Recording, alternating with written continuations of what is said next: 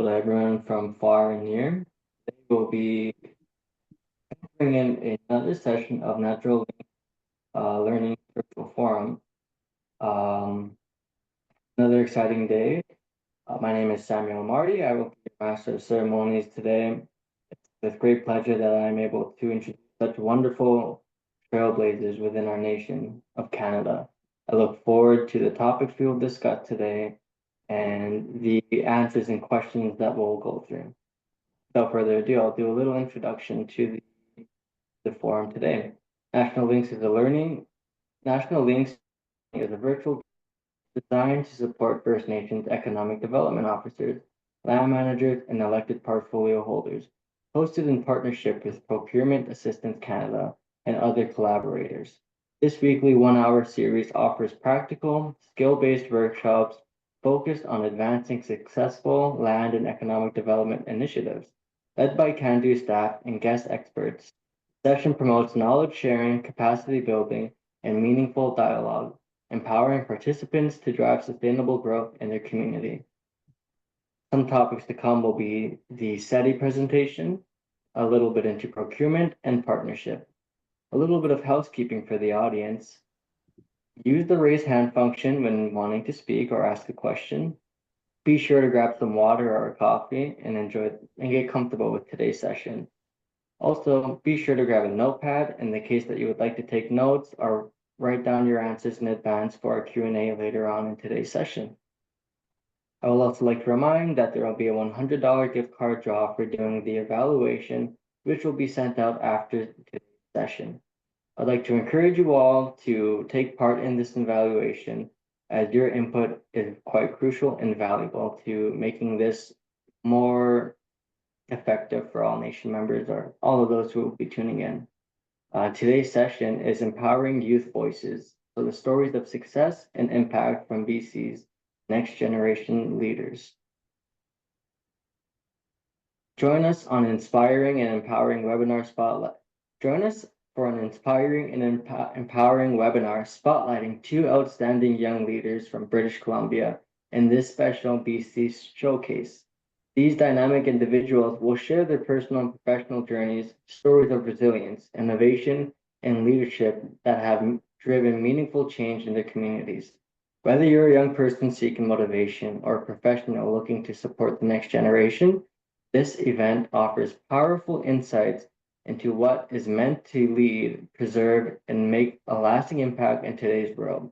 Don't miss this opportunity to be inspired by youth who are shaping the future. I would also like to, I got lots of minutes here. I would also like to welcome up Bert Mercer and Harold Aljam, Can-Do Board of Directors, for some opening remarks.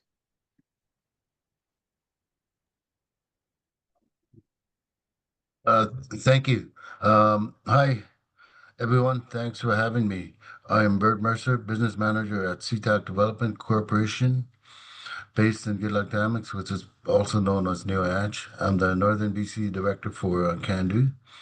I've been on a board probably 9 years so far. um, Before this, I worked with Nishka Lissam's government on tourism development and in business development. I previously worked on, as well as my current initiative, CTAC Development for Tourism. Um, are we each given 10 minutes? 5? Okay. Um, some of the highlights that I've done in the past since is links to learning for economic development officers in BC. I developed the self-guided auditors through the natural lava beds up in the Nisga'a territory. I developed the natural hot springs project, which took about 3 years. And we also have our volcano tours, which is jointly managed by the BC Parks and Nisga'a Lissam's government. And up in our territory, we have 4 Nisga'a villages, and they all have their own developments. They're pretty exciting. And I work for CTAC Development Corporation, and it's a village-owned corporation based in New York. And I started in December 20th of 2023. Um, So basically, under the SeaTac Development Corporation, we have a gas bar and convenience store, the Lava Rock restaurant, the Lava Rock gift shop, and we also have the Nishka Interpretive Center, which is a small mini museum of showing the developments of old Oyanch, and new Oyanch. Our business is to provide local jobs and capacity building, tell our story and reflect our community identity, promote economic development rooted in who we are. My journey from Nishka Ellison's government to managing CTAC has been about combining tourism and business in a way that's rooted in our community values. We're growing organically, staying grounded, independent, and connected to the land. But I'm happy to be here. I'm open to any questions, but thank you. That's just a short introduction. Thank you.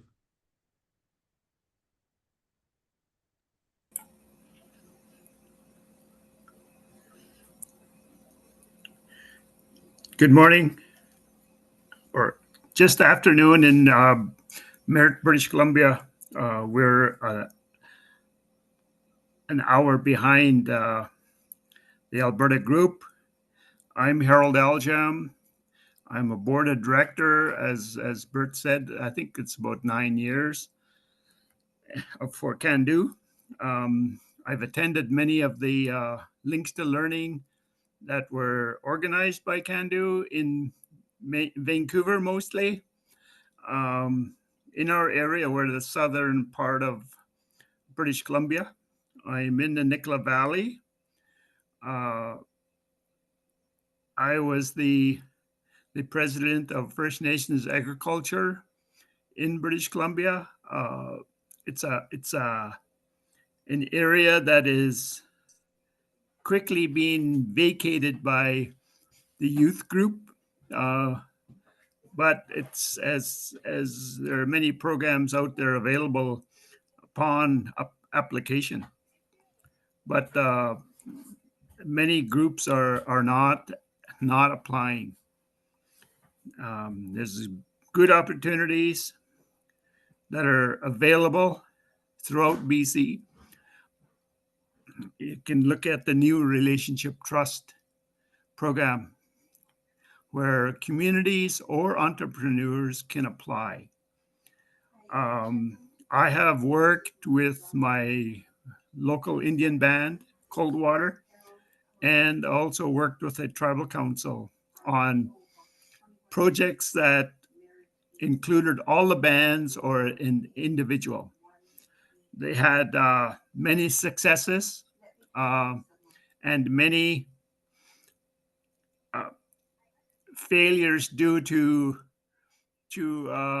other organizations starting a like business. Uh, but it's always a good thing to involve everyone. I've attended and visited many places that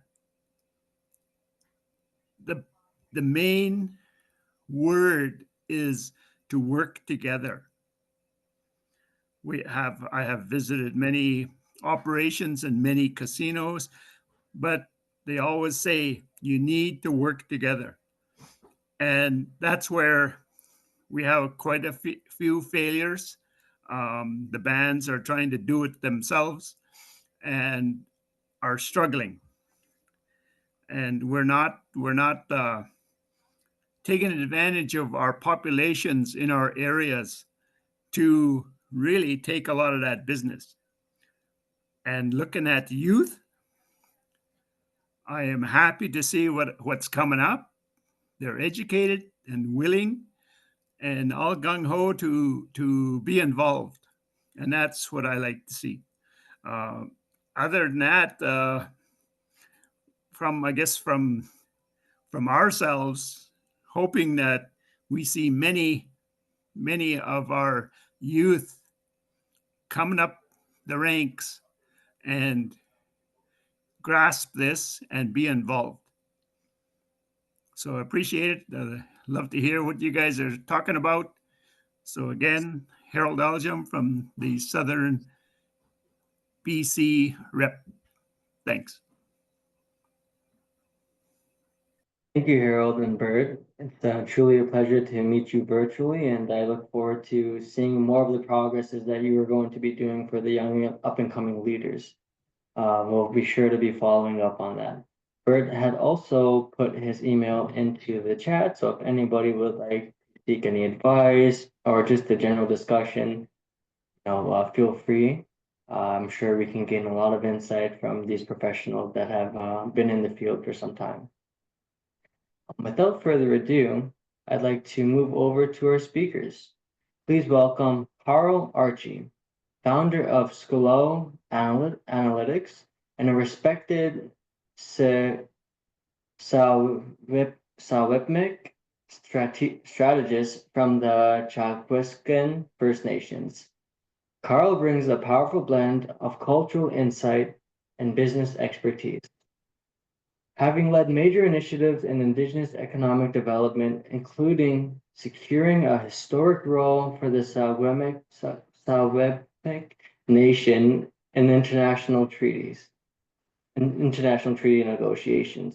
With a proven track record in finance, land development, and strategic planning, Carl is dedicated to advancing First Nations economic independence and success. I also, to the viewers and to Carl, I apologize if I did not make the pronunciations as cleanly and correctly, but yes, it brings me with great pleasure to welcome Carl. Quite up, Carl Archie and Sklow, the Tgeskinnis to Aquin, Ethnan North Vancouver, Moomtwin, Latin Boopsman as Weeks, Kohwadna Alia. My name is Carl Archie. I am from Tgeskin First Nation, which is part of the larger Sklow Nation here in British Columbia. I currently live in North Vancouver, BC, where I am working on starting up a technology company here, which is based on financial analytics. And so in our language, Sklow means money. And so it's a financial analytics company, which I'm really, really excited to be working on and share some of the successes with everyone here today. So the company itself was born out of a long career of doing different things. So I have worked as a commercial banker where I learned how to do financial analysis to begin with.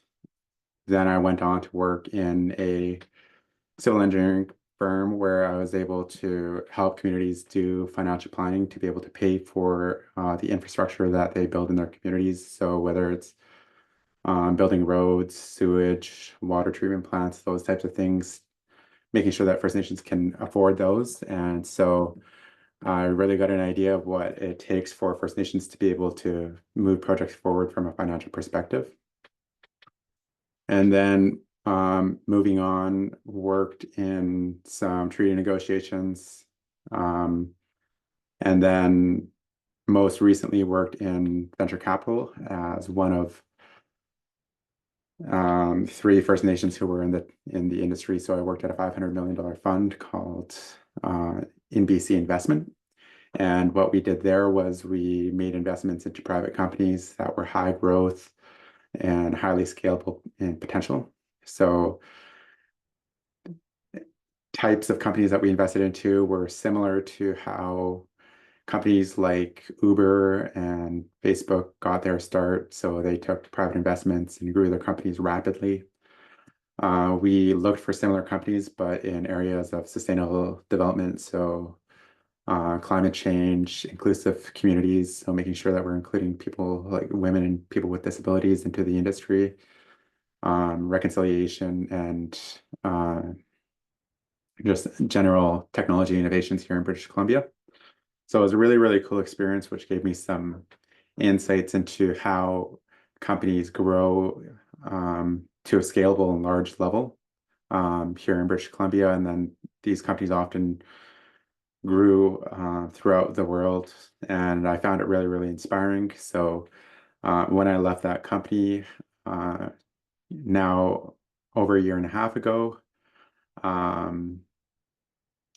I was inspired to give it a go myself to try and start one of those companies. And so I kind of combined all of my experience. For the last year and a half, I've also been working as a consultant, business consultant, so helping some of the companies that are in this industry, the venture capital industry, trying to scale up. I've been giving them a little bit of advice and then also connecting them with people who have capital to invest into these companies. And then also just continuing to assist First Nations through land development projects. And what I found was that there's a lot of value in being able to provide financial analysis to First Nations for their projects. And so when, for example, we're working on a $10 million land development, we're able to think through the different phases of that development, and then what are the financial implications of that. So doing some financial modeling, and then working with the financial statements of the First Nations themselves to be able to understand what their financial capacity is to be able to borrow money or to be able to fund projects on their own. And so with that, we were able to bring that to the bank and have these projects fully funded within a week or two, which is a significant time savings for most First Nations to be able to have that confidence of the money from financial institutions. And what we've heard from financial institutions is that they truly appreciate that First Nations have put thoughts into what the financial implications are for their communities and how it's going to impact them and how they're going to manage their money moving forward. And it gives them a great deal of confidence in lending money to First Nations. And so it made it simple for them to say yes. So it kind of got me excited and gave me the confidence to say that, yeah, this type of financial analysis is in demand. And having spoken with First Nations across the country and large organizations like the BC Assembly of First Nations, that these types of tools are needed by First Nations across the country, and particularly as we get larger and larger projects into moving from tens of millions of dollars to hundreds of millions of dollars, and then into some of the projects like Clearwater Seafoods was $1 billion project. And so my goal is to really be able to bring this type of analysis to First Nations across the country at a scalable level, at a level that's affordable. And so I've gone down the journey of developing this from what I do as a consultant on a case-by-case basis, doing manual analysis, to attempt to turn it into a technology that is similar to an app or a web-based application that First Nations would be able to log into and access the same types of analytics for a much cheaper cost. So instead of me charging $150 an hour, First Nations would be able to pay $100 per user per month to have access to ongoing financial analytics to assist their communities. And to be able to do that, I have been working with a team of software developers who I've hired this year to first build up a database of First Nation financial statements to be able to provide analytics for nations across the country, but also do the analysis or try to develop a way to do the analysis in an automated way so that I'm not having to be involved as much in providing the analysis, and kind of like downloading all of my information that's in my brain that I've developed over the last decade of working to be able to provide affordable analysis for First Nations and helping them make strategic decisions with financial insights. And so a little bit more about how I got here. My undergrad is in economics. I got a degree in economics from TRU back in 2013. So it was really a neat experience. I was able to become one of the very few First Nations across the country. There's probably less than a dozen of us who have an economics degree. I just happened to choose my major right after the 2008 crash. So in 2009, I chose a major. And then the prime minister at the time was Stephen Harper. He was actually an economist. So I was like, well, if I ever want to become somebody important like him, then maybe economics is the way to go, even though it was extremely difficult. It's probably the most difficult major out of all the business majors that we have. But I actually managed to get through it and graduate. So that provides a very strong foundation for some of the insights that we're able to pull from Sklow Analytics. And then also having worked at the Bank of Montreal, that was my first job out of university. And so we spent an additional year of training at the Bank of Montreal to be able to do financial analytics and learn about interest-based negotiations from BMO. And so there I managed a $42 million portfolio of over 120 businesses. And it gave me so much insight because one of the big parts of the job was to learn about how to do financial statement analysis from the bank perspective.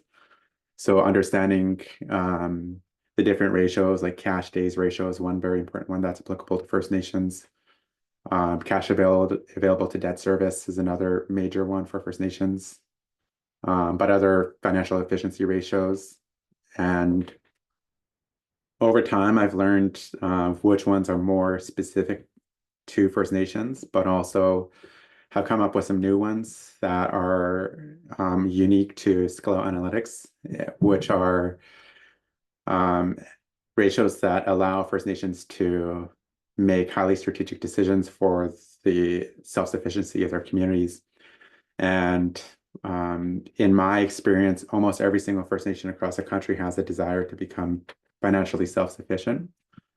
However, First Nations don't measure it currently. And so I've learned that First Nations can actually measure that through the existing financial statements that we have here in Canada and which are freely available. So to be able to do that, we first need to be able to categorize the types of revenue that First Nations have. So federal government revenues being one, provincial revenues being another, and own source revenue being another. So those three buckets, being able to categorize each of our revenues into those three buckets. And then once we know that, we can look at the expenses of the First Nation. And so self-sufficiency ratio is just the ability of a First Nation to cover all of their expenses from their own source revenue. And that has been a game changer for a lot of First Nations that I work with in how they think about both managing their own community and their finances, but also making strategic goals and priorities for their economic development corporations. And so if they have a long-term goal to be able to become self-sufficient, they're able to set in place benchmarks for how much money they need to actually generate in order to become financially self-sufficient as a First Nation. And then once they know that, they can set marching orders for their economic development corporations about how much money their economic development corporation also needs to earn, and then transfer back to the First Nation on an annual basis to work towards becoming financially self-sufficient. And obviously, a lot of First Nations have upwards of $10 million and sometimes up to $20 million often of expenses. And so that doesn't happen overnight, but it gives you kind of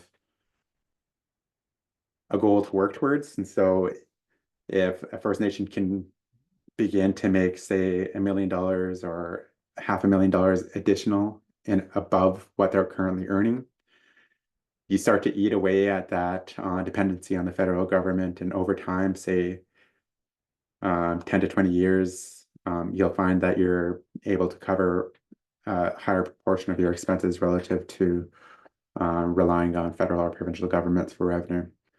And so those are the types of strategic decisions that we're able to inform First Nations on with this type of information. And the crazy thing for me is that these financial statements are publicly available on the internet. So if you Google First Nations profiles, click on your First Nation, go to a tab called FNTA, which stands for First Nation Transparency Act. They should all be there. First Nations are required by law to post them there. And but just because we haven't had this capacity in a long time, we haven't been making these types of strategic decisions as First Nations. So for me, it has been really, really important and also just really, really insightful to be able to uncover some of this information that's freely available to First Nations. And in addition to making these types of strategic decisions, as an economist, I'm deeply interested in understanding what the economy is of First Nations. And so, for example, my nation being the Secwepemc Nation, we are able to amalgamate the financial statements from the entire nation. And some really, really cool things that we're able to find, for example, is that one of the things we're able to do some benchmarking. So the being able to understand what is average income for First Nations. And so in our nation, the average income is approximately $13 million per First Nation. And there's, give or take, approximately $2 million of revenue that a First Nation can fall into be within one standard deviation of that, meaning that most First Nations will be, give or take, $1 or $2 million in that range. And then anything above or below that is exceptionally below average or exceptionally above average. And so we found that within the Secwepemc Nation in British Columbia, we actually have one of the wealthiest First Nations, which is the Simpcw First Nation. And when we calculate revenue on a per capita basis, we have Simpcw has over $100,000 per capita, which is insane. It's far well and above all of the wealthy nations, including Haisla, Musqueam, and the Squamish nations. And then on a total aggregated basis, the Secwepemc Nation has over $422 million, which is quite amazing. Next to the next largest nation in British Columbia, which is the Squamish Nation, from a financial perspective, has about $122 million. And it's extremely cool to kind of see between these two First Nations that they have approximately $600 million of revenue just between the two largest Indigenous nations here in British Columbia from a financial perspective. And so when you extrapolate that out for economic impact in a single year is approximately, you add about a 5 times multiplier, is about $3 billion of economic impact from two Indigenous nations here in British Columbia. And so that's, in a 10-year basis, $30 billion worth of economic impact here in the province. And I think that we're severely underestimating how big Indigenous economies are here in British Columbia. And we need to do more real-time and research based on actual data that we have. And from my perspective, financial statements are the most reality-based data that we have to be able to create estimates on how big the Indigenous economy actually is in British Columbia and across Canada. And so I think there's a lot of potential to be able to provide this type of analysis for Indigenous nations across Canada. And I'm really, really excited to see how far we've gone in a few years. Currently, where I'm at is I've just applied to MIT Solve, MIT being the Massachusetts Institute of Technology. They have the best technology people around the world working on technology solutions. So I'm really hopeful that I get into that, because it also comes with an additional $10,000 worth of support to be able to continue to build my technology. But access to those types of technology developers would be amazing.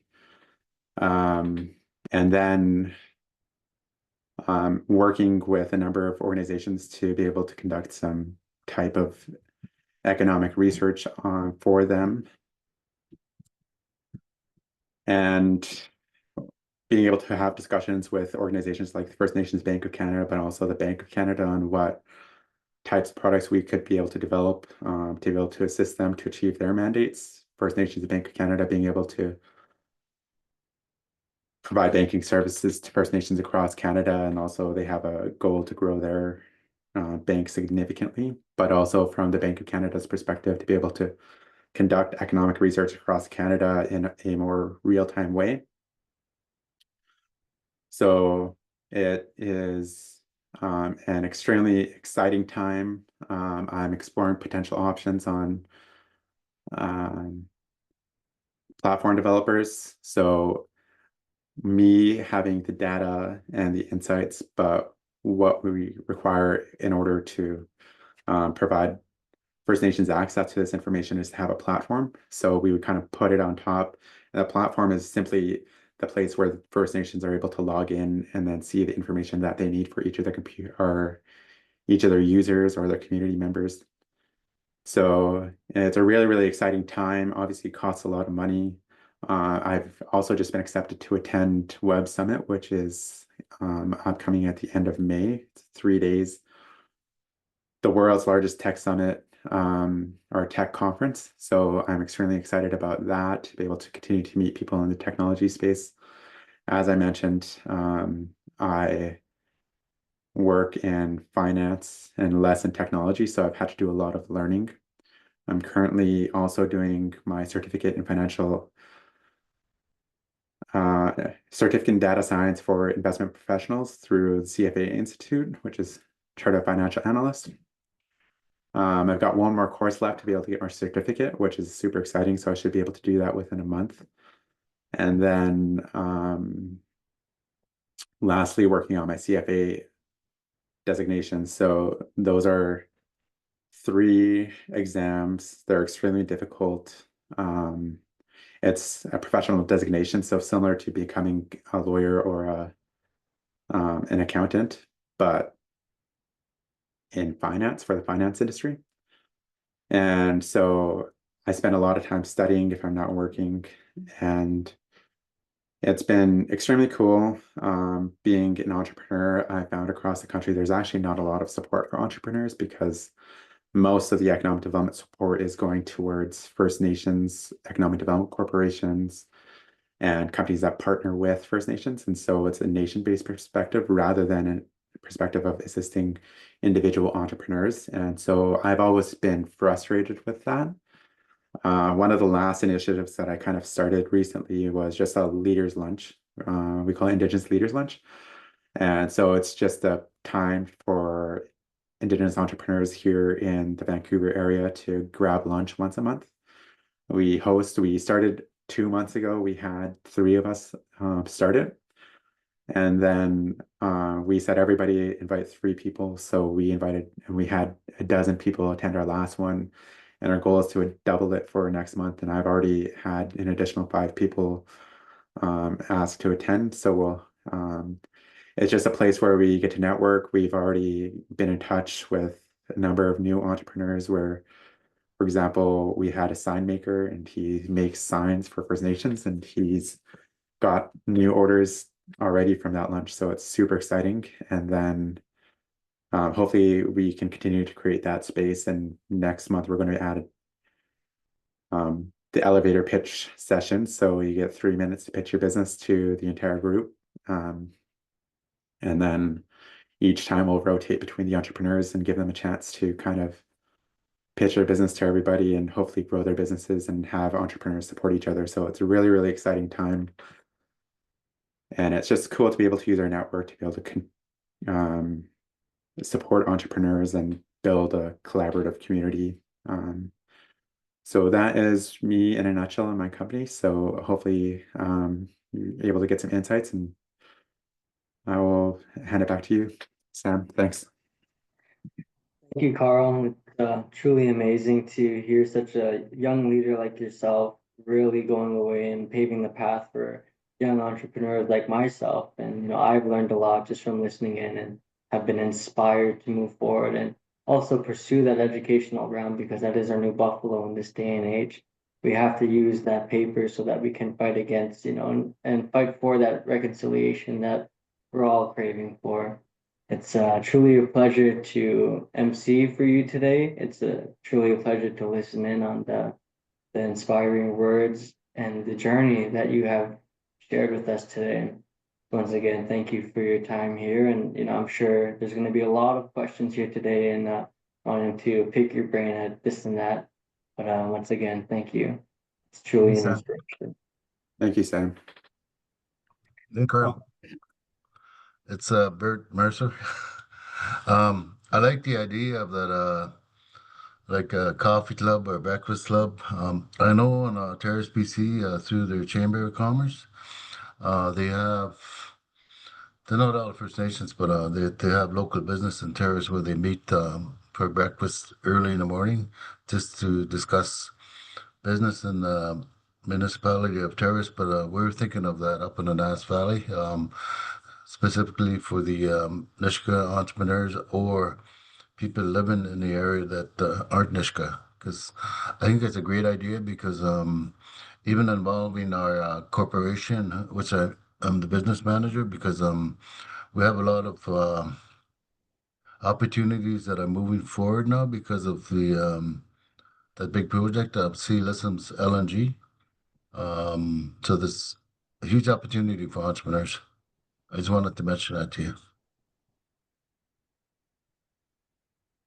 Yes, that's a great addition. I too am quite inspired by the leadership lunch that they're having, and it makes me feel like maybe that's something we can replicate in our area to foster collaboration within the youth and the older leaders within our area. So that's a really great initiative that you got going there, Carl. And thank you, Bert, for mentioning that. So without further ado, please welcome Taylor Behn-Tsakoza, a proud Dene and Deneza woman from Fort Nelson First Nations, with roots in Prophet River First Nations. Taylor brings a strong voice for Indigenous youth and community leadership. Grounded in her culture, language, and the teachings of her ancestors, she currently serves as an elected councillor for her nation and works as a community liaison for the Tudeka Geothermal Renewable Energy Project, a former female youth representative for the BC Assembly of First Nations and co-chair of the AFN National Youth Council. Taylor has represented Indigenous voices on a national and global stages, including the United States, the United Nations, and the Vatican. Her work is rooted in advocacy, education, and a deep commitment to community-driven change. She is a up-and-coming leader, or she is a leader, and it's going to be a pleasure hearing her insights today and her journey of how she got to where she's at today. So please welcome Taylor. Masi Cho, thank you, Samuel. Whoever wrote my bio, wow. Thank you. It's a true pleasure to be here today. Thank you, Carl. I have so many questions. I'm excited for Q&A. I will definitely be asking you a few questions. And yeah, my computer crashed just before this. Hopefully my PowerPoint loads and there's no issues there.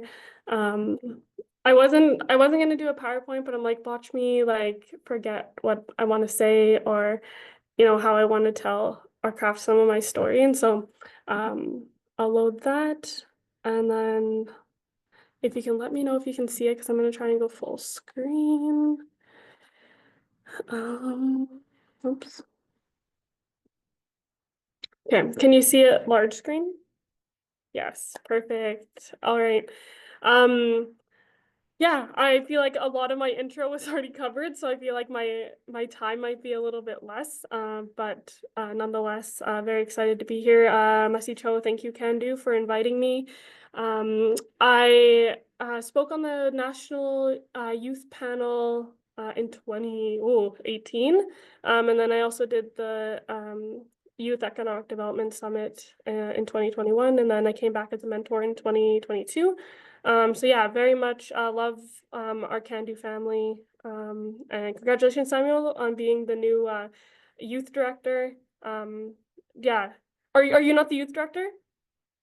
You're No, just our that would MC? be Fearance Francis, I believe. Oh, okay, because I was like, you guys just had an election. Sorry. But nonetheless, thank you for being here. And just thank you, Can for always really centering youth voices. And giving us an opportunity to, also showcase what we have to offer. So, merci Cho. Yeah, as mentioned, I come from 2 communities in BC Treaty 8 territory. That is where I'm calling in from today. The shared territory of the Dene and Dananza people here in what is now known as northeastern British Columbia. And yeah, really proud to come from really 2 strong nations here in the Northeast. And yeah, just really proud, and I'm glad that I can represent my community in a good way in the spaces and the many other spaces that I've been able to. Very fortunate to have been able to, um, to be present in and to advocate for our people, especially our young people. I kind of wanted to craft this presentation of sharing a bit about, where I come from, the things that I've done that have gotten me to where I am today. When I have the great fortune, and I do say fortune and privilege a lot because I know that there's other young people like myself and Samuel and Carl who are doing great things who just might not have that, the opportunity to share what they're doing and the hopes and dreams and the vision they have for their communities. And so I just, yeah, always want to situate myself in that privilege that I have to be able to share today, and the other spaces that I mentioned that I am again privileged to be in. So, but the work that I do is definitely grounded in where I come from and who I was raised by, and the values of my nation. So I was born and raised in my community. I'm actually one of 11. The picture in the middle there is the core 7 of us. I am also a twin. My sister and I are the youngest of our very large family. And so, yeah, had a lot of people to tell me what to do growing up, and including my twin sister, who's 12 minutes older than me. And so, I grew up really shy, just always doing what I was told, and not sure where my voice fit into any space. And so, yeah, that's kind of important to know about my story, because it took a lot for me to kind of, step out of that shell that I thought I was, supposed to be in. And so, as I mentioned, I grew up in my community, raised in collaboration with my maternal grandparents and my mother, and yeah, always forced, to be out on the land and to be, yeah, to practicing our treaty rights, and really taught that, who we are as Dene people is out on the land. Who I am is intrinsically tied to where my people have always been. And so I always tried to bring that message and to use that as, fuel for this ongoing advocacy work that, I continuously it feels like I'm being pulled into it. When I know I have elders that have shared, when you're called to do the work, you kind of just, you just answer and you do it. And so I feel like that's a lot of how I was growing up or brought up, that I now get pulled into that work to continue on, what my grandparents have instilled in me. And so, yeah, I'm just, again, so fortunate to have, that our family was able to maintain our trap line over the years, continual, pressures from oil and gas industry and government to, to keep us within the boundaries of our reserve lands. But we know that our territories are much more vast than that. And so, again, I carried also those stories and those my witnessing of resistance from my own family, but also my community. And so that's kind of definitely has crafted the work that I get to do today. But more to that, and maybe continue on with my story about how I was brought up and kind of the things that I've been able to embody in, especially when it comes to leadership. And so a lot of my leadership qualities, if anyone here is an athlete of any kind, I'm definitely I feel like an amateur athlete now at this point. But I really leaned into sports as a way to keep me out of trouble. You hear that kids stay active. They don't have time to, go out with their friends late at night or do whatever, people stereotype us as doing. But I not only use that as a way to stay on this good path, but I really enjoyed it, and I really was good at it, depending on what sport we're talking about. But in these team sports specifically, there's these little moments of leadership that you're always kind of being put in, and that you're kind of absorbing. And so, of course, you get things like being able to work in a team, and being able to, be courageous, and always not having to think about just yourself, but like the other people around you and the other people you're sitting on the bench with. And so, I really just thank sport for allowing me to grow as a leader in that space, and then to be able to transition that into boardrooms, or sitting in the Senate or the Vatican or the other things I've done.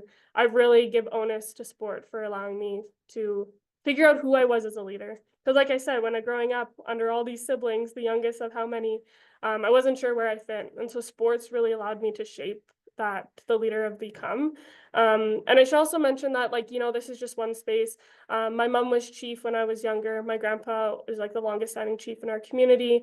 And so I was raised by these people, right? And I'm actually in the Treaty 8 office here today in Fort St. John. I'm doing an engagement with our urban members. But nonetheless, I was telling a story earlier that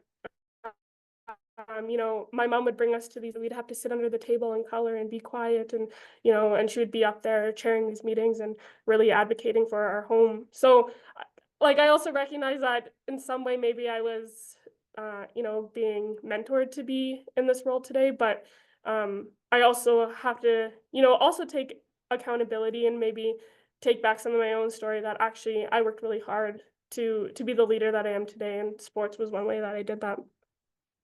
And so, I mentioned that I grew up in my community. For those that don't know where Fort Nelson is, we're about an hour and 20 minutes from the Northwest Territories border, and then an hour and about 20 minutes on the winter road from the Alberta border. So if you could put a corner right in the northeast point of British Columbia, that's where I am. So very, very far from any urban center. And so opportunity was very limited. Coming from a big family, folks that know, being raised by a single parent, lots of challenges that we have to overcome. And I also just know here in the northeast corner of BC, there's 204 First Nations in British Columbia. There's only 7 of us here in the northeast that we're also the only 7 that have signed a historical numbered treaty in British Columbia. So again, there's these things that, felt like getting over the Rocky Mountains, through the Pine Pass into Prince George and beyond, was like, it felt like that was even a barrier, that folks always saw us as like different, and that because we signed treaty, that there was always these things that felt just that I didn't know if where I belonged within this broader provincial context within British Columbia. So anyway, but there were, again, I wanted to really lean into sports and try to find where I fit into this bigger picture. And so in 2013 and 2014, I tried out for Team BC, and I was selected, and I got to play at the National Aboriginal Hockey Championships in Ganawagi, Quebec. And I was the only Northeasterner. Throughout my story, you're going to notice that I was the only one from the Northeast. I was the only one from the 7 numbered treaty nations in British Columbia that is in this space or at this meeting or whatever. So this was definitely my first eye-opener. I'm like, wow, and then you get folks like, oh, I'm Secwepemc, oh, I'm Squamish, I'm from the Cowichan tribes, and I'm just like, whoa, where's that? I didn't even know that was a thing. And so I learned so much by being able to learn from my teammates. And again, they were like, folks were like, where's Fort Nelson? Is that still in BC? So this was my first kind of into this broader provincial context of Indigenous rights, Indigenous issues, uplifting our youth. So this was a big part of my story, and I think that's the one message I share with youth is sports was my way to kind of broaden my horizons and stay out of trouble and et cetera, et cetera. But if you are into music or science or whatever it is that there is a space for you, and it takes a little bit of finding, but I promise you that throughout my, last 10 years doing this work, that um that you just it like there are folks like you out there. You just need to put yourself out there and network. And I know that sounds a little bit, I'm saying it, maybe I make it sound easy. It's not, but yeah, just know that it exists. I promise you. So of course, once I finished high school, kind of was like, okay, I'm not gonna play for Team Canada. That was my big aspiration. I remember writing in my scholarship applications to universities, and that I wanted to play for Team Canada. I wanted to be the first Indigenous woman to play for Team Canada. I knew that that wasn't quickly in my last year of minor hockey. I was like, I wish I had training that I was receiving when I played for Team BC like 6 years prior to that. So anyway, when you kind of realize that, you're like, what else can I do for my love of sports? And so I went to university. I got an undergrad in health and phys ed, minored in business and Indigenous studies because I knew that I wanted to sustain myself, and so I really wanted to get that understanding of kind of a general business um, um, framework mindset, and so that I could, again, continue to be sustainable. So that's how I try to look at things, is like, I love sports. What else can I do beyond just like, taking it to the next step in hockey or whatever it was? So anyway, I just wanted to highlight on this slide that education was something that was definitely encouraged by my family and by my grandparents. In the top right corner are my two grandparents, my late grandparents, my late grandmas. And when I look at that picture and I think about where I am today, I'm going to be finishing my master's this summer. Neither of my grandmas could read or write. Like, I just think about how challenging life must have been for them.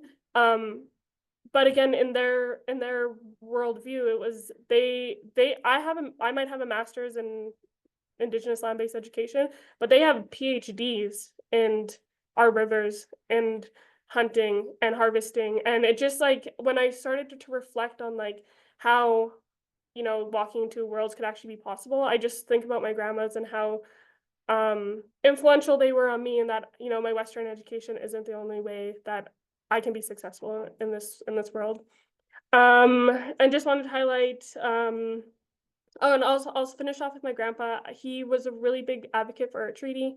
Education is a treaty right, and so he always really said, you have a right to education, and I encourage you to use it. And so that was kind of the push for me to like go off to university when I graduated. I mentioned I have a twin sister.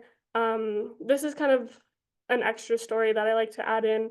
When we were graduating high school, our grandparents sat us down and asked us who was going to stay and who was going to go. And I talked about walking into worlds, and me and my sister were like, "What do you mean?" And they said, "Well, who's going to go off to the city and get that Western education, and who's going to stay here and look after us and learn our ways?"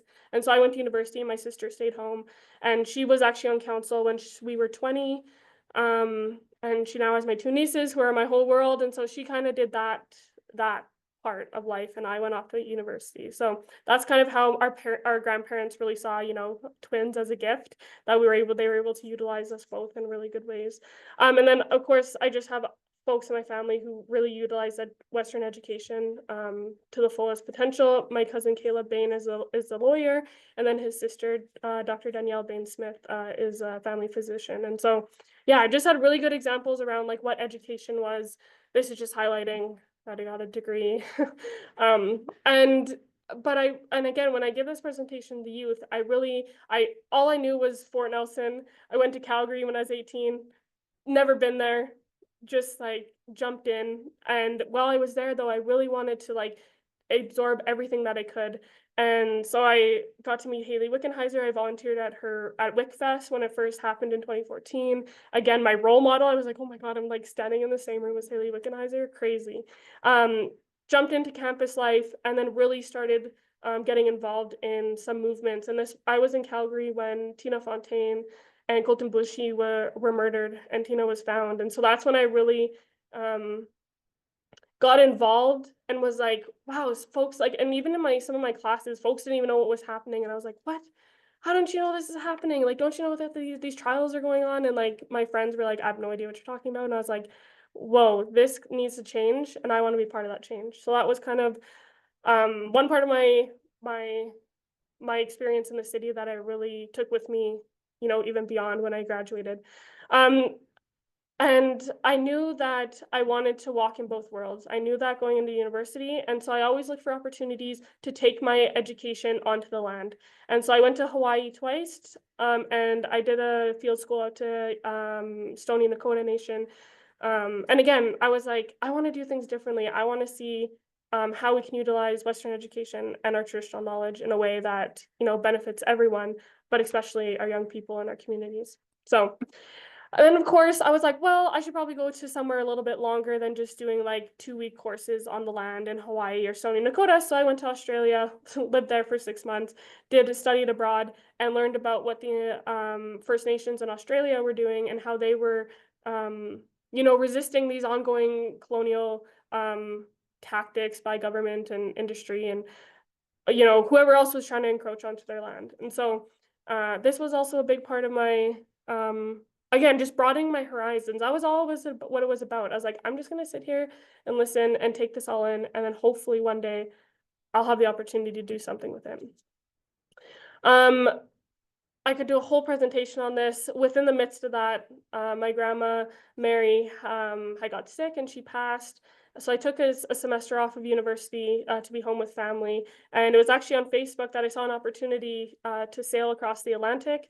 So it was in 2017, Canada 150. They wanted to kind of, the Assembly of First Nations in Nova Scotia wanted to, you know, kind of reverse the role and say, we're going to send the next generation of First Nations leaders over to Europe to, you know, show this act of resistance. And so this trip, again, life-changing, met, and all these folks that are in this photo, I still keep in contact with most of them.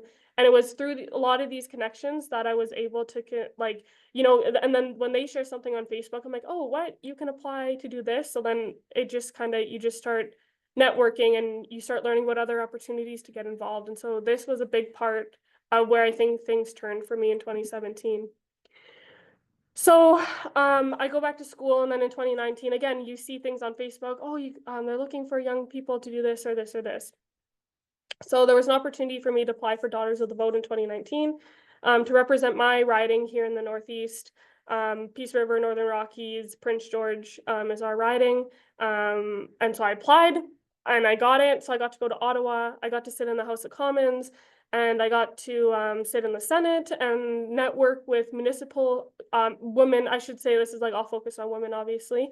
So all of us got to network with municipal officials, provincial, federal, Senate, like all levels of government were there. And it was just an opportunity for young women, young politically active women, or people who were interested in politics to just go to Ottawa, do 3 days of like this intense like training and an opportunity to sit in the House of Commons. That was like the big moment that everyone was waiting for.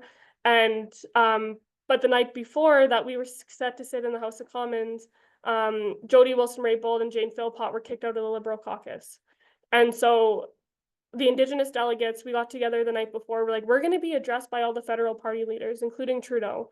And we want to take a stance and show our support for Jody and for Jane.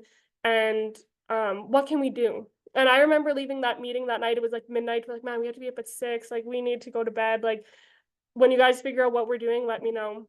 Anyway, when we got into the House of Commons, people walked out on Andrew Scheer. He was the Conservative leader at the time. And so I thought, okay, when Trudeau comes out, we're all going to leave the room. I wasn't sure, again, what the plan was. And I didn't walk out with the folks when Andrew Scheer came out, because I was like, man, I fought so hard to be in this spot. And oh no, did my slides? Okay, this slide was supposed to be after that.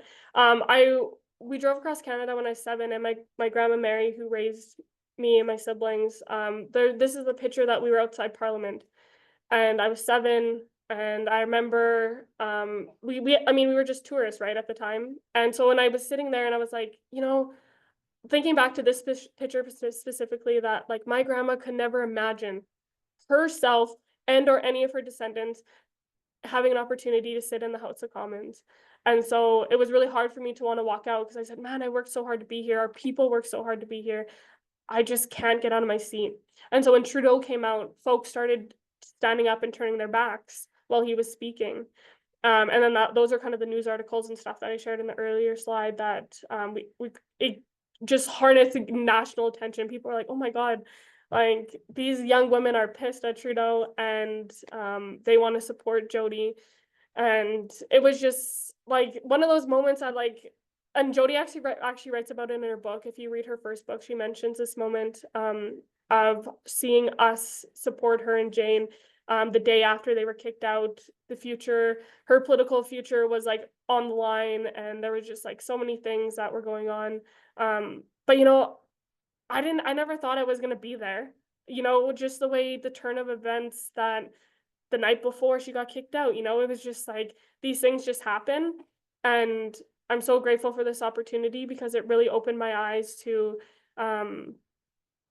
what just a small action could do. We just stood up and turned our backs, and it totally shook that whole place to its core. It was amazing. So, thinking about, again, this journey that I was on, I then ran for the BCAFN youth representative position in 2020 in the middle of the pandemic, and I won. Again, thinking there was 5 of us that ran that year, and there was Brianna Wilson, West Bank First Nation, powerful, powerful woman. I was like, man, she's gonna win. We had Jade from McLeod Lake Indian Band. She was running for re-election. I'm like, oh well, the Chiefs already know her. Like she already has an upper hand. She's gonna win. We had two other girls from I think the coast, and so I was just like, I'm up here trying to pitch to the BC Chiefs why they should elect me as their youth rep. Why I thought I was going to be a good fit and what I could bring. And I won by 3 votes. It was very, very close. Jade, who was rerunning, was right behind me with less than 3 votes from me. And so very, very close race. And I was like, oh my God, okay, now what? Now what do I do with this platform, right? It was always this thing for me. It was like, what do I do now? So I was always like, well, how can we include the communities? Because I know what it feels like to be part of this bigger political system where it feels like we don't have the representation that's needed to make an influence. I mentioned that we're treaty, other nations aren't. How do we balance that? So I always worked to make sure that our youth felt like they that they had a voice regardless of where they came from, regardless of like their background, what they believed in. Like none of that mattered. I just wanted to ensure that they had a voice at the table. And so that was kind of the work that I did over the 3 years I was with BCAFN. It was mentioned in my bio that I also co-chaired the National Youth Council. And it was through that work. And actually my co-chair was Rosalie Labillawa at the time. Me and her are there at the bottom left. And she was my my bunkmate on the ship that I mentioned when we went across the Atlantic. And so again, it's like utilizing your network. That's if that's one thing I could share is always like keeping good relations with people that you meet and making sure that you sustain those relationships because you never know like when you're really going to need them. And so of course one of the big things that people know have come to know me for is the trip to the Vatican, where I advocated for intergenerational survivors to have a space in crafting what the legacy with the Catholic Church was going to look like.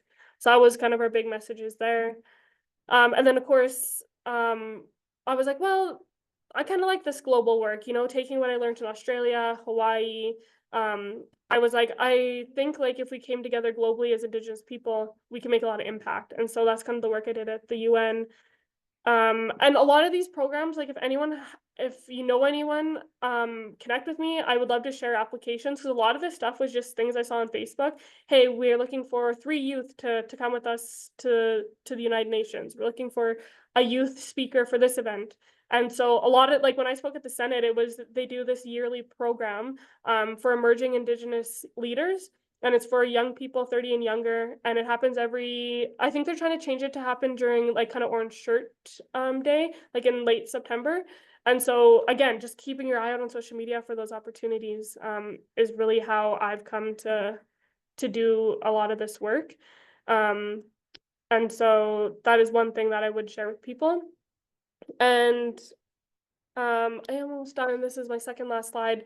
And when I was thinking about, okay, what am I going to do with everything that I've learned, everything that I've come to know through education, through advocacy, through programs, the Can Do program, and I see Samuel wearing a Generation Power shirt or sweater. So Gen Power, I'm also a previous catalyst, like all these programs. I was like, what am I going to do with all this knowledge that's in my head, all these things that I really care about and that, I would love to share with young people.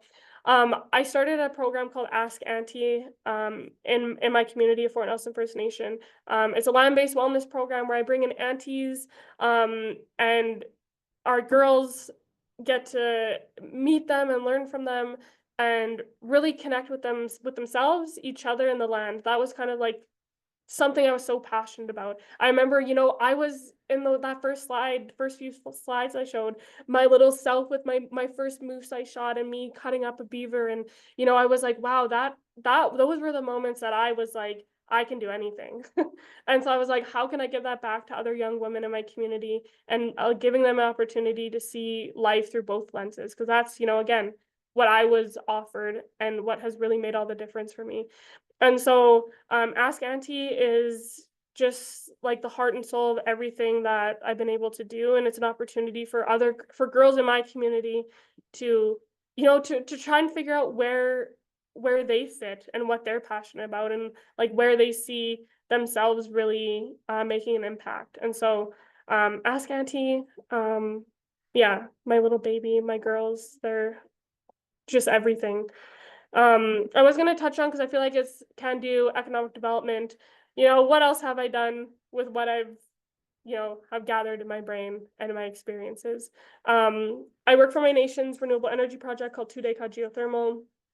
And this is where like I would love to touch base with Carl after, because I'm like, how do I leverage my community's position with being 100% owners of this geothermal project with sustainable economic development while also addressing really big social environmental issues in our community. And so through this work, again, it's kind of like mashing everything together. It's about giving my community an income source, but also, addressing things like food security, heating greenhouses with geothermal. That's something that I know my community has expressed to me that they want to see happen. So I'm like, perfect. I'm in a position to advocate for, for these kind of projects to go through. And so I'm going to use that to the best of my ability. And that really reflects community values. And so, yeah, so many things that, again, I could touch on about the renewable energy work that I'm doing and how I'm meshing, yeah, all the priorities that we have in community. Because I know also as a counselor, survived the last 8 months of really figuring out like how can community feel like they're heard, that also respects who we are as Dene people, specifically in my instance, but Indigenous people as a whole. Are always things that I'm reflecting on, right? I'm only 29. I have a lot to learn. I realize that. I'll be the first one to admit that. But I also have a lot to offer. I have a lot of energy and connections that, that could benefit my community. And so also just like walking that balance of not being too naive, but also recognizing that, as young people, we have a lot to offer too, and we're ready and willing to do that work. So Masi Cho, thank you for listening. Thank you, Can Do, for having me. If anyone wants to connect, LinkedIn is usually the best place. And then, of course, there's my email. But yeah, thank you. Wow, spot on time. 1 minute earlier, actually. Congratulations. I'm truly astonished. I'm a little taken back and inspired by like being in the presence of someone so amazing as yourself and breaking through these barriers and getting on that global and political platform to be able to advocate not only for your tribe but for all the tribes of our nation. Maybe I'm a little biased as well, but I'm truly amazed by the geothermal initiative that you got going on there. I'm the clean energy coordinator within my nation, so I'm striving towards bringing a lot of the sustainable solutions to our nation, and it's inspiring. It really is, and I'm a loss for words. I can chat with you for about this for hours, and maybe we can connect at some point. But yeah, no, truly amazing to hear your story. Wow. I'm sure we have a lot of questions. Thank you very much for your time here today. been an inspiration. It's been an honor, and I'm sure everyone else here resembles the same. But wow, really taken back. Wonderful. I think we can move forward into Q&A. I'm sure there has to be questions here to both Carl and Taylor. They're both amazing trailblazers within our communities and inspiration, role models, and leaders of tomorrow. So yeah, I guess we'll open up the floor to any questions, anything to mention, to say, and if not, we definitely have a lot of questions within the group here today. So I'll give it a little buffer time. Go ahead and use the raise hand or feel free to just speak. I just wanted to make a comment to Taylor. It's Bert Mercer. I like your path and all your accomplishments you've done over since you were a youth. But and you're right, when you're involved in sports, it keeps your mind, body, and soul balanced. Um, but for that geothermal in the village of New Ianch, because in our valley, we had the youngest volcanic eruption where it buried 2,000 Nisga'a people way back about 280 years ago. So our big interpretive center in the village is heated by geothermal, and our elementary secondary school is heated by geothermal. They actually just put that in last summer. It cost them about 1.9 million. But yeah, that's a good presentation you made. Thank you. Musty Cho, yeah, I definitely been keeping an eye on your region. Always trying to get my boss to approve to do some site visits. That way, I actually haven't been out to that part of the province yet or country. So yeah,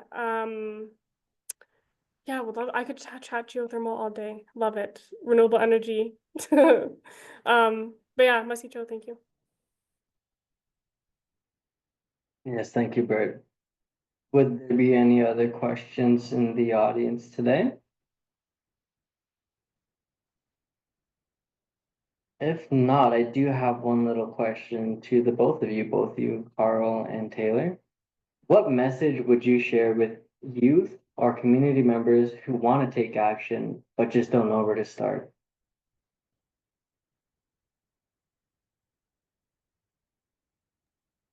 In Squamish, we say which means just do it. So because you tend to overthink things, and in Squamish language is a verb-based language, so everything that we do is a verb, which is an action, and so that's the only way that we think. And things like you not overthinking about having the Indigenous leaders lunch. So it was only 3 of us. We just kind of, all the 3 of us I had to meet the one person and I also had to meet the other person, and they turn out they had to meet each other too. And in the same week. And so we're like, why don't we just all have lunch together? And then we were talking about supporting each other as entrepreneurs, and we're like, why don't we just make this Indigenous leaders lunch? And then we took a photo of us together, posted it on LinkedIn, and then everybody said that they wanted to join. And so now it's like this big thing, and it turns out to be super valuable. But you do have to also gain a significant level of credibility through knowledge, whether that be in cultural knowledge, language knowledge in your own communities, learning about the land.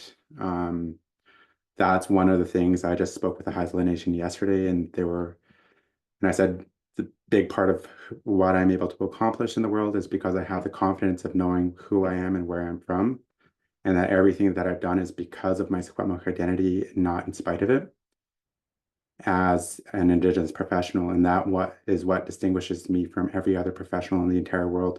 I speak my language. I go out salmon fishing. I go out hunting, practice my culture, go practice sweat lodge, and that underpins who I am. And then My Western education also is a significant part of who I am, but that also underpins everything that I'm able to do. Like I wouldn't be able to start a technology company like this if I did not have this education and actual technical skills in finance and economics. And so it's really, really cool to aspire to things, but also working your way backwards to be able to say, if I want to accomplish this, what do I need to learn in order to be able to get there someday? And one of the things that kind of inspired me to be able to work this way was the Squamish Nation and Kamloops area, where the school district in the Kamloops region had really, really poor First Nations graduation rates, like under 50%. And the leaders back then made a decision that they were going to increase the graduation rate by 1% every single year. And over 20 years, they actually met that goal. And it was started at, and now it's over 90% in many years. And so they're beating the non-Indigenous population in our school district for high school graduation rates. And so that type of thing is inspiring, but it was also measured. And they actually put their money where their mouths were. They started a whole bunch of initiatives, tracked who was graduating, why not, those types of things, and they put them into place and they actually took action, however small it was. And so now to the point where we have students graduating from the TRU Law School in Kamloops, people graduating with PhDs.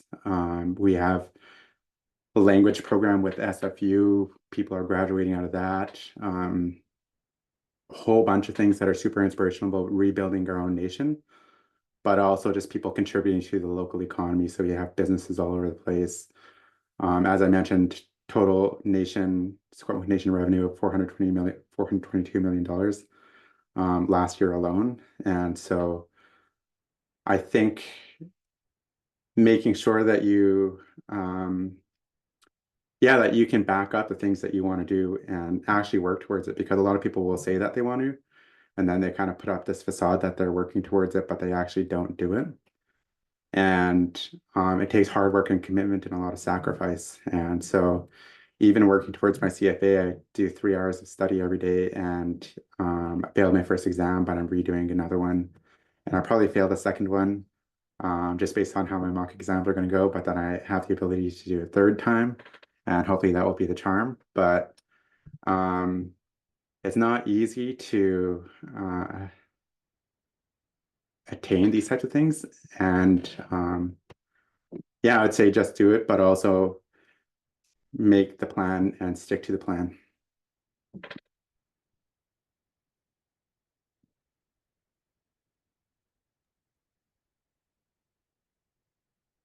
Thank you, Carl. That was a great answer. We do have a question in the chat. If you would like to speak on behalf of that, I can briefly read it. Trent Villette, a proud Dene from Buffalo River Dene Nation and Treaty 10, northern Saskatchewan. He recently transitioned from being the nation's EDO to running Indigpreneur, a platform empowering Indigenous entrepreneurs with tools, mentorship, and AI. As someone working to bring innovation and clean energy into our nation, I wanted to ask, what were the key first steps you took to move from vision to feasibility in your projects? Thank you both for the inspiration and leadership you bring to Indigenous innovation. Trent.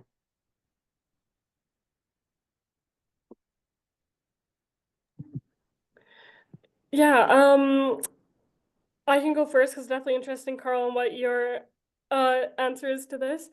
I feel like my journey into renewable energy was I thought it was just going to be somewhere I was going to be for a little while until I found, what I actually was meant to be doing.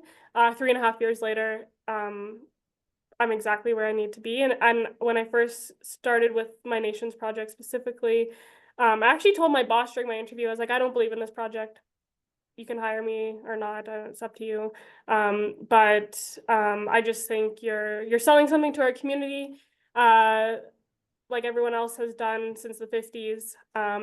And I just don't see how this project was any different.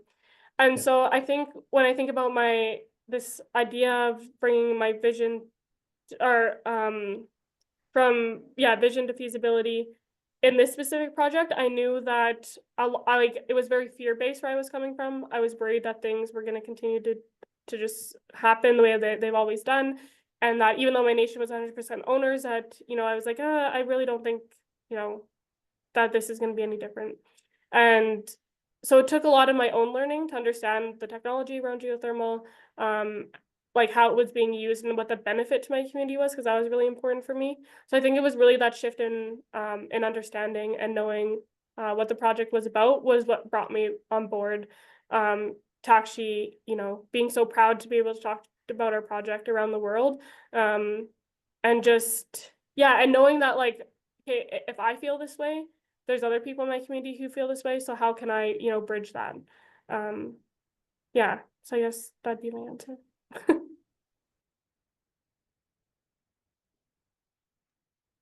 Yeah, so I am, I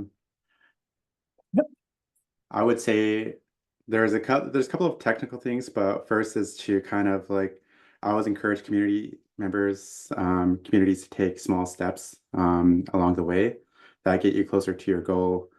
And so the thing with a lot of our communities is that we still have not healed from all the traumas that we've experienced over time. And so even in my own community, when we propose changes, people are deeply uncomfortable with those. And so one of the ways that you kind of build that comfort is to take the small step and get community members comfortable with that, and then take another step and you get comfortable. And over time, you find that it compounds into something much bigger. But the other thing is also just making sure that we're making informed decisions. And so if you're looking to get into clean energy, there's ways that you can start that are low cost to First Nations. So for example, if like here in British Columbia, we have BC Hydro, and BC Hydro will pay for things like retrofitting your homes to make sure, or your buildings to make sure that they're energy efficient. So redoing your doors, your windows, that type of thing, but also installing solar panels on your buildings.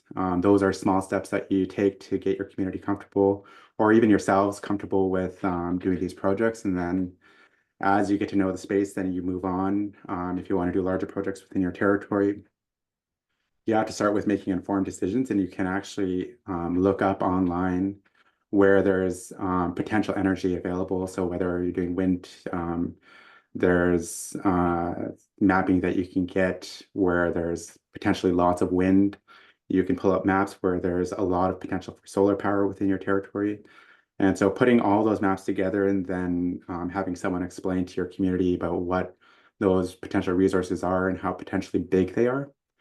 And so then you'll be able to identify where within your territory you have the ability to put wind turbines, or if you want to build a solar farm where you have the potential to build out, like where is the most sun, those types of things, but also making considerations into like, how is it going to tie into the grid? It needs to be close enough because it costs something like $10,000 per kilometer of line to be able to install power lines to connect to the grid.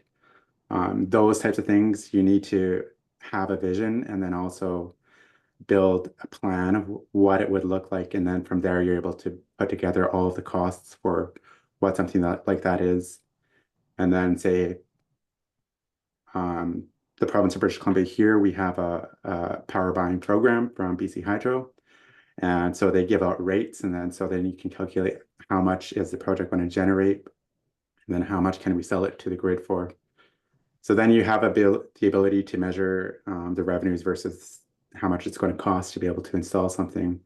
And then from there, you make an informed decision as to whether or not you can proceed with the project, just based on a cost basis. And then obviously communities need somebody to lead these types of initiatives. So you have to identify people who are going to lead those, because that is the biggest constraint within our communities. And even if you look at clean water, Justin Trudeau promised he was going to bring clean water to every reserve, but the fact is that every one of our communities doesn't have a clean water technician. And in my own community, we had this struggle where we do have clean water treatment plants, but the person who was running it unfortunately passed away of cancer, and we didn't have anybody trying to take over. So for about a period of 6 months, we actually were kind of struggling to keep treatable water to our communities. So those types of things had to be taken into consideration when you're working on these major projects, but happy to help you think through that more if you need it, but that's my answer. Thanks. Wonderful, and thank you for that, Carl. You guys have done a wonderful job to answering the questions here today, and also sharing, a big perspective on how it is to persevere through these barriers that we face as Indigenous peoples. So we are coming to a close on today's session. This is a great opportunity to connect on LinkedIn and make these networks, expand your network. And that's a part of why we do these forums, is to bridge together these gaps and the people that need help and the people that know or have been through that. So I'd like to thank you both, Taylor and Carl. It's been a wonderful opportunity to listen in as a mentor. I have the privilege of emceeing today, and through a few other, this is, don't tell the others, but this would be my favorite session. And it's been a pleasure listening to you all. Thank you, Candu, for inviting all the professionals. Thank you to the participants who have joined in on today. And be sure to add these young leaders on LinkedIn to keep up with their journeys from here on out. And don't be afraid to reach out, ask these questions. There's no such thing as a bad question. Reach out, ask, even ask how their day is, ask how their project is. I'm sure they would love to share. But yeah, without further ado, thank you all so much. It's truly been a wonderful day and a wonderful session listening in, and I am inspired, and I can't wait to take the information I've learned today and implement it into my day-to-day working. So once again, thank you all. And maybe if we have some final words from Tara. Maybe if you'd like to say one little thing, and before we close out, we have a minute and 30 seconds. No, I just wanted to say thank you. Like, wow, like Danielle told me a little bit about each of your guys' stories, and just hearing it, and I'm like, wow, now I know what she's talking about. So very inspiring, and congratulations to both of you and how far you guys have come in your industries and your positions. And yeah, and hope we'll connect for future opportunities, I hope. But yeah, thank you so much for joining us today. Thank you, Tara and Sam, and thank you to Candu. Happy to give back. Yes, Masi Cho, thank you. You have a good day. Wonderful day, everyone.